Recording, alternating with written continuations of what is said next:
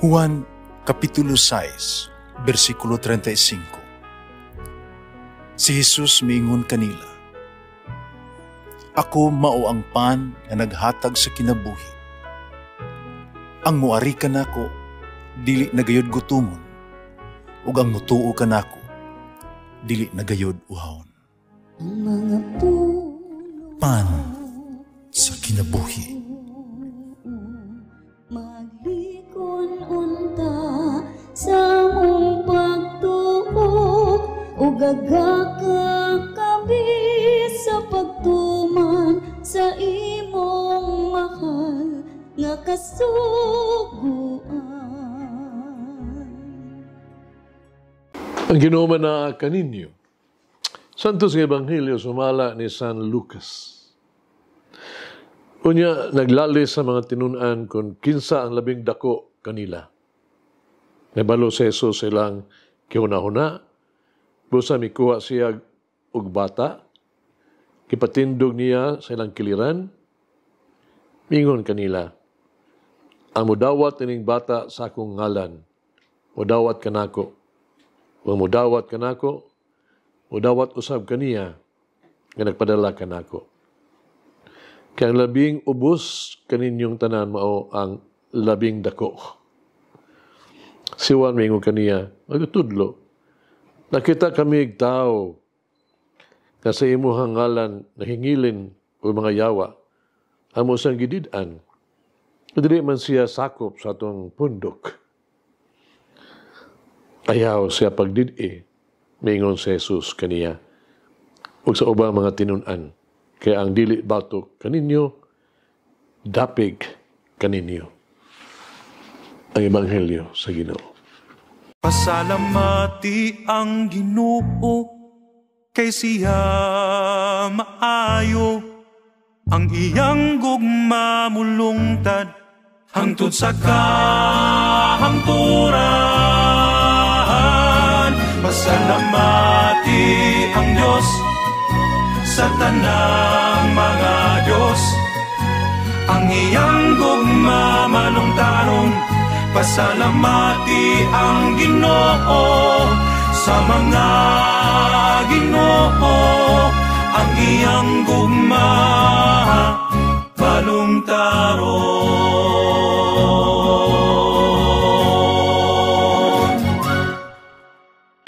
Kinsa may dili gustong mahimong bantugan, dili dautan nga magtinguha sa pagkadako. Apan asang usamang kahimtanga ang pagkadako.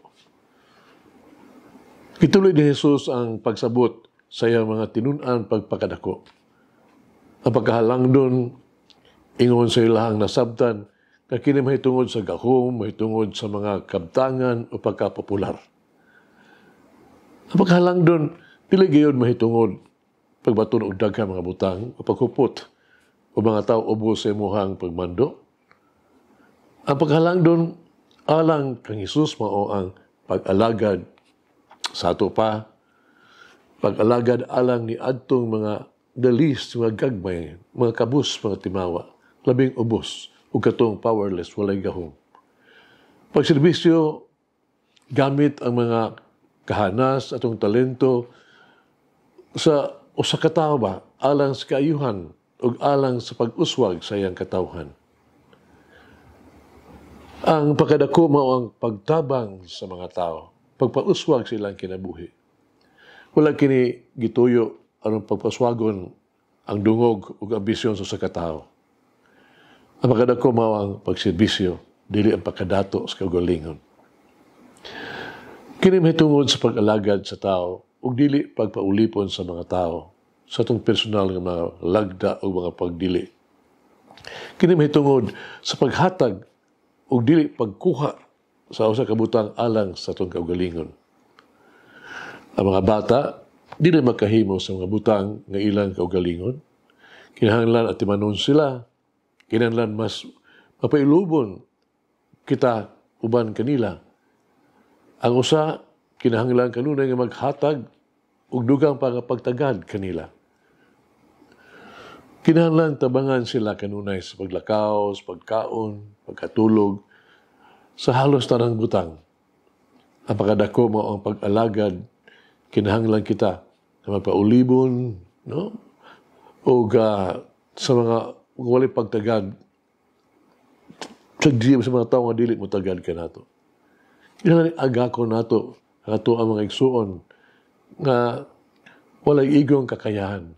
Kinahanglan natong dadon sila ngadto sa kaluwasan. Kinahanglan dadon nato sila pagbalik ngadto sa kinabuhi, sa grasya uban sa Dios. Si Jesus nagpasalig ka nato. Bisan kinsa nga modawat ni ini nga bata sa akong ngalan, modawat kanako. Si sumit ko ka usa ka bata, nga himong iyang panig-ingnan sa pagkahalangdon. Ang tao kinahanglan nga kagmay nga wala hinungdan aron mahimo nga dako. Ang kinahanglan natong ipakita kini dili sa usa ka maayong hunahuna apan sa usa ka maayong kasing-kasing. Ang kinahanglan natong ihatag dili dako nga koneksyon, no? Kundi ang dakong gugma, putli nga gugma. Ang kinahanglan natong ipaambit dili dako nga kahibalo, kundi dakong dedikasyon. Ang kinahanglan natong ipuyo dili dako nga gahom kundi usa ka dakong pagtuo o pag-alagad. Hagit kinabuhi.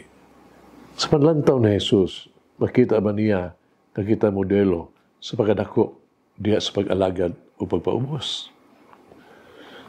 Magampo kita, magagagahom nga Dios, maluluyon nga Amahan. Ikaw kanunay nga maluluyon. Pirmi ka masinabtunon kaayo kanamo.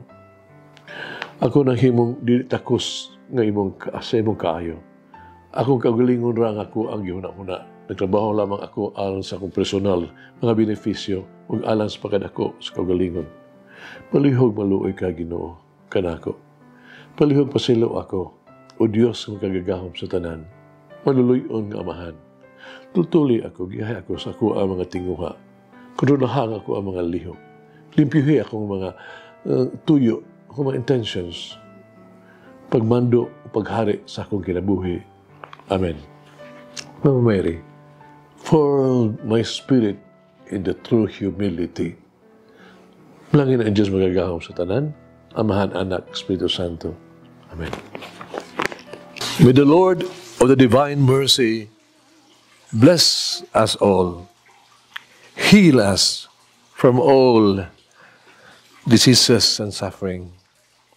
Ayun unta niya kita, tanang mga sakit na sa lawas o sa kalag, body and soul. In the name of the Father, the Son, and of the Holy Spirit. Jesus, I trust in you. Amen. Whoever eats the bread of life will never hunger, says the Lord. Kay galaan inyong nabati ang pagpaambit ug hamubong pamalandong sa pulong sa Dios pinaagi sa tulumanon. Pan sa kinabuhi nga gidumala ni Monsignor Daddy Silva. Hangtod na usab sa sunod higayon, daghang salamat.